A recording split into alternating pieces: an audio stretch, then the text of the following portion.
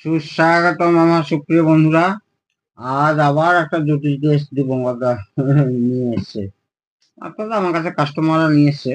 সেটার প্রবলেম এই ডেননে হয়, মানে কখনো স্ট্যান্ড বাই হয়ে যাচ্ছে, কখনো হ্যাং হয়ে যাচ্ছে। আমি চালাচ্ছি, মডেল নাম্বারটা হচ্ছে 1100X। তো খুব সাধারণত 7.1 চ্যানেল আছে, সেটা আমাদের দেখার দরকার নেই। মেন এই ফল্ট আসে ডিকোডার কার্ড থেকে। আমি চালাচ্ছি, দেখুন এই পাওয়ার হলো এবি সারাউন্ড লেখা আছে। দেখুন এটা সিলেক্টার, মানে সোর্স সিলেক্টারে কোনো কাজ নেই, মানে ম্যাল ফাংশন নেই তো কাজও নেই, এবং হ্যাং হয়ে আছে। আমি যদি এই সুইচগুলো টিপি, দেখুন কোনো কাজ করছে না। ভলিউম আপ ডাউন করলে এই লেখাটা চলে গিয়ে এখানে ভলিউমের ডিজিট শো করবে, সেই ডিজিটটাও আসছে না।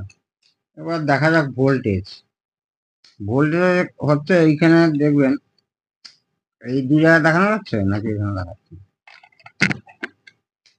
এই জায়গাটা দেখবেন, এইখানে চালু আছে সেট, এখানে 5.2 মতো থাকবে, 5.22, তারপরটা তো 5.22 থাকবে, ঠিক আছে।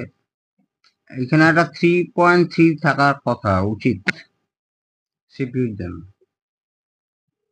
3.27 মানে আছে। এবার ডাইরেক্ট হচ্ছে সিপিইউতে যাচ্ছি, এইটা হচ্ছে সিপিইউ, আর এইটা হচ্ছে আপনার ওয়াইফাই নেট কানেকশন বোর্ড।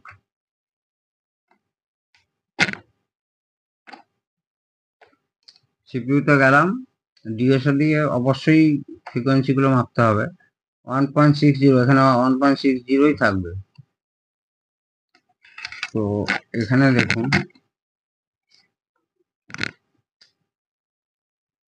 এখানে এখানে এখানে একটা, এই যে ডিসি টু ডিসি কনভার্টার হয়ে এখানে অনেকগুলো ডিসি টু ডিসি কনভার্টার আছে। 5 পয়েন্ট, এটা ঠিক আছে। এটা আউট হচ্ছে এই যে 3.5 ভোল্ট, 3.31। এইখানে একটা 3.5 ভোল্ট আর 5 ভোল্ট দুটোই থাকবে, যেটা দেখছি অ্যাবসেন্ট। আচ্ছা, এই টেস্টিং পয়েন্টে এই যে 3.3 আছে, এগুলো টেস্টিং পয়েন্ট। 3.3 আছে, ঠিকই আছে, 3.3 আছে। 0 মানে ওটা গ্রাউন্ডে আছে, 3.3 আছে, 3.3 আছে।